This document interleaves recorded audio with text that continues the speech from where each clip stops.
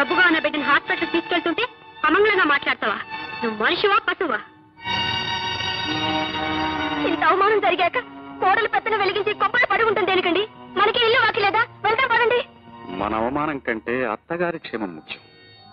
ఆవిడ్ని అర్ధాంతరంగా విడిచిపెట్టి వెళ్లాల్సి వస్తుంది అని బాధగా ఉంది.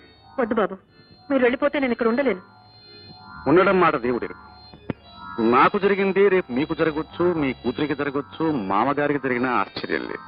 అవును బాబు, తలుచుకుంటేనే భయంగా ఉంది. ముందు ఆ శనీశ్వరాన్ని ఇక్కడి నుంచి సాగనంపే ఉపాయం ఆలోచించు. ఆలోచిస్తా.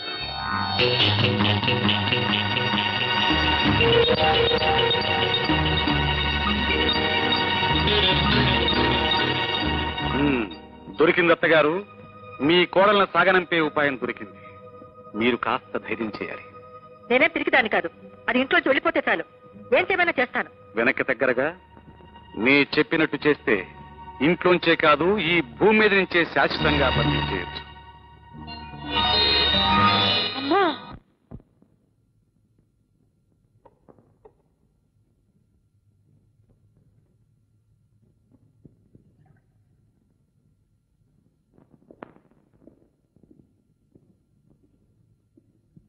పాపని కరెక్ట్ టైంకి తీసుకొచ్చారు.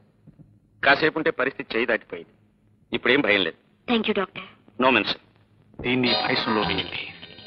వద్దు బాబు, నేను పని చేయను. నాకు చాలా భయంగా ఉంది. మీకేం భయం అక్కర్లేదు. అన్నిటికీ నేనున్నా. వేయండి. బాగా ఆలోచించావా? ఏం పర్వాలేదు. వేయండి. వద్దు బాబు. వేయండి. వేయండి. వచ్చావమ్మా? శాంతికి ఎలాగుంది? తొందరలో నూరు జారాను గాని శాంతి అంటే నాకు ఎంత ప్రాణమో తెలుసా? ఇప్పుడు ఆ మాటలు ఎందుకులేండి. ఏదో భగవంతుడి దయ వల్ల ప్రమాదం తప్పింది. ఇప్పుడు బానే ఉంది. అమ్మా, ఎంత సరైన మాట చెప్పావమ్మా. నా గుండెల్లో భారం దించేశావు. పాపం రాత్రంతా జాగరణ చేసేవేమో. రా, కొంచెం టిఫిన్ చేద్దు గాని. శోభా, టిఫిన్ తీసురా. కూర్చోమ్మా. కడుపు నిండా ఆపేక్ష ఉన్నా కటువుగా మాట్లాడడం కొందరికి అలవాటు. మా అమ్మ అంతే. ముందు బడబడ అనేస్తుంది, ఆ తర్వాత బాధపడుతుంది. తీసుకో. తిను.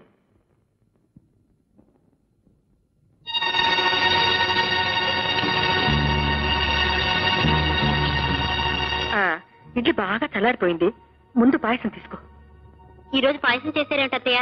శాంతికి జబ్బు నయం కావాలని దేవుడికి మొక్కున్నాను, అందుకు పాయసం చేశాను. తీసుకో. తీసుకో వదినా. అత్తయ్య, తర్వాత అన్ని మాట్లాడుకుందాం. ముందు తీసుకో. తీసుకో వదినా. ఒక బల్లి విషంతో ప్రాణాలు తీయాలనుకుంటే ఇంకొక బల్లి ప్రాణాలు కాపాడింది.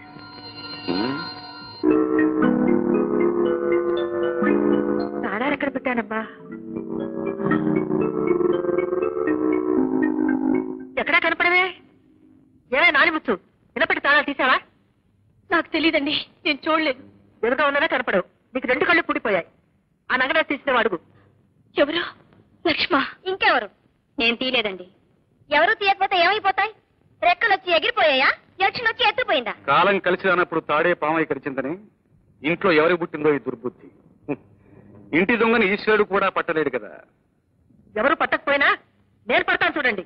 అందరు పెట్టలు గాలించాల్సిందే. అవునవును, ఖచ్చితంగా వెతకాల్సిందే. అయినా ఈశ్వరుడి శూలామైనా వాడి 3 కళ్లకు కనపడకుండా దొంగిలించవచ్చు కానీ నీ దగ్గరున్న తాళాలను దొంగిలించే ధైర్యం ఇంట్లో ఎవరికుంది? ఎవరి దగ్గర ఉందో మీ ముందే తెలుస్తాను. చూస్తూ ఉండండి. ఏమొద్దు, నీ పెట్టిస్రా. పెట్టు. యశోదా, చూడు. దాన్ని కూడా తీసుకురమ్మను.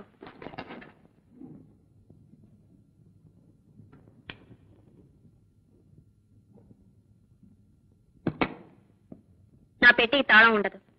అనుమానం ఉన్న వాళ్ళు తెరిచి చూసుకోవచ్చు. చూడు.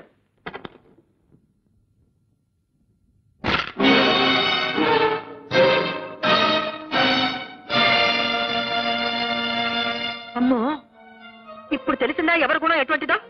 తాళాలు దాచడం కొంప నిలువునా దోషాలేనగా. అంతేగా అత్తగారు, మీ స్థానంలోకి రావాలని బలమైన కోరిక కూడా ఉన్నట్టుంది. ఉంటుంది, ఎందుకు ఉండకూడదు? మనసు అనేది కోరికల పుట్ట, ఆశల గూడు. కోరికలనే ఎవరికైనా ఉండొచ్చు, తప్పేముంది. కానీ ఈ తాళాలు నీ పెట్టెలోకి ఎలా వచ్చాయమ్మా? నాకు తెలియదు మామయ్య గారు. అది గట్టితనం అంటే. దొంగ పట్టుబడ్డా దొంగలను ఒప్పుకున్నట్టు తన పెట్టెలోంచి తాళాలు బయటపడ్డా తనకేమీ తెలియదంటుంది. ఆరితేని ఘటమే. అత్తగారు, ఎందుకైనా మంచిది ఆ ఎనపెట్టె తెరిచి డబ్బు నగలు ఉన్నాయో చూడండి, అనుమానాలు తీరిపోతాయి. అవునవును, తాళాలు తీసింది డబ్బు మాత్రం తీయదని ఎక్కడుంది? పడండి.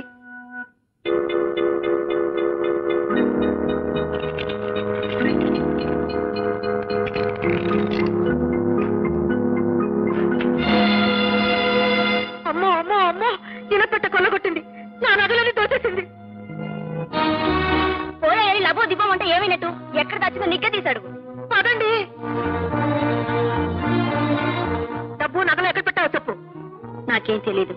తెలియదంటే విడిచి పెడతానా? తాళాలు నీ దగ్గర ఉంటే నగలు ఇంకోటి తీస్తారా? చెప్పు, నువ్వే తీసావు. అప్పుడు కళ్ళ ముందు చేసింది, ఇప్పుడు అందరి కళ్ళు కప్పు చేసింది. ఆరితేరిన దొంగ. చూడమ్మా, ఇంకా ఎందుకు దాచడం? దాచే కొద్దీ అనుమానం ఎక్కువ అవుతుంది, నువ్వే దొంగని రుజువు అవుతుంది. చెప్పమ్మా. మీరు కూడా నేనే తీసేని నమ్ముతున్నారా? నేను నమ్మటం నమ్మకపోవడం కాదమ్మా, అందరూ అనుమానిస్తున్నారుగా. నాకేదీ తెలియదని ఒక్క మాటలో కొట్టేస్తే కాదు, తెలిసినంత వరకు చెప్పు. ఇంతకంటే నేనేం చెప్పలేను. నేను తీయలేదు. అనవసరంగా అపనిందో వేసుకోవడం మంచిది కాదమ్మా. మీరెందుకు దాన్ని బతిమాటారు? చెబుతుందో చేతకు బేడీలు వేయించుకుంటుందో అడగండి. మాటలతో చెప్పే రకం కాదు. నిజం తేలాలంటే పోలీసులు పిలిపించి అరెస్ట్ చేస్తే గానీ. వెంటనే ఫోన్ చేయండి. నేను చేస్తాను. అసలు దొంగ ఎవరో బయట పెడతాను.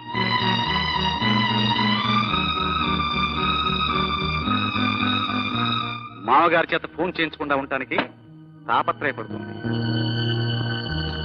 వద్దు మామయ్య గారు, ఫోన్ చేయకండి. ఏ ఎందుకని? అసలు దొంగ బయటపడతాడనా? ఈ ఇంట్లో అందరూ అంతే. ఎవరి మటుకు వాళ్ళు తమ పంతాలు చెల్లించుకోవడం తప్ప నిజాన్ని బయటపెట్టరు. నీ మటుకు నువ్వు అంతే.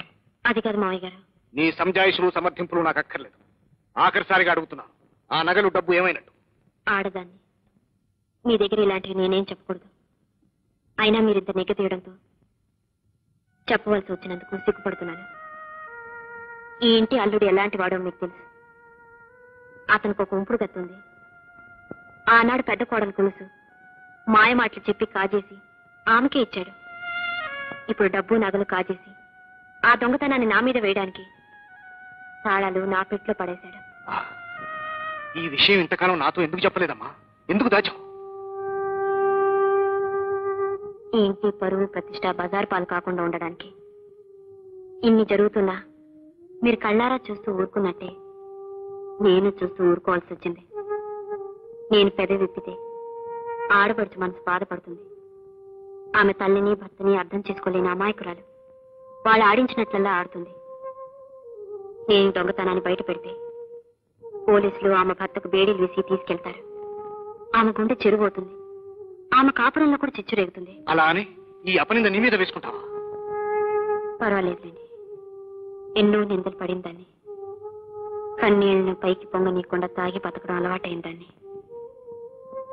కన్నీటి బరువు బాధ తెలిసిందాన్ని.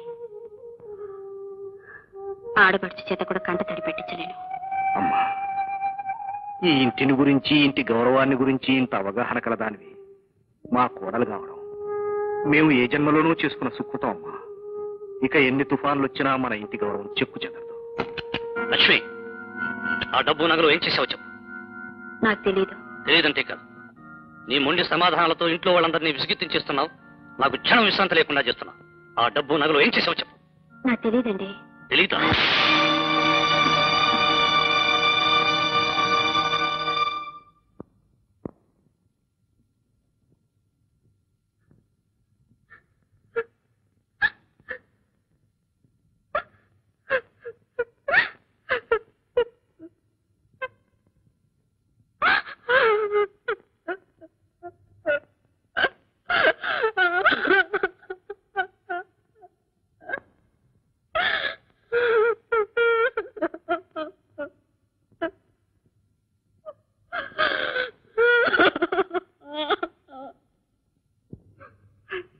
ఎంత పనిచేశావురా! ఆడదాని మీద చేయి చేసుకోవటం రాత్రి కొన్నాటి అలవాటురా, నాగరిక లక్షణం కాదు. నువ్వు ఎలాంటి వాడివైనా భార్యను కొట్టేంత నీచుడు అనుకోలేదు. భార్య అంటే ఏమిటో, అనుబంధంలోని పవిత్రత అంటే ఏమిటో తెలుసుకోలేదంటే నువ్వు మనిషివే కాదు. భార్యను గౌరవించడమే భర్త సభ్యతకు, సంస్కారానికి గీటులాయి. నువ్వు పశుత్వాన్ని ఒడిగట్టినా నీ బతుకు జైలు పాలు కాకుండా తప్పించి నీలో సగమవ్వాలని తప్పించే సహనమూర్తికి ఇదా నువ్వు ఇచ్చే మర్యాద? నీ తోడబుట్టిన దాన్ని కాపురం నిలబెట్టడానికి రహస్యం దాచినందుకు ఇదా నువ్వు ఇచ్చే ప్రతిఫలం? ఇప్పటికైనా నీకు కనువిప్పు గలకపోతే నరకంలో కూడా నీకు చోటు ఉండదు.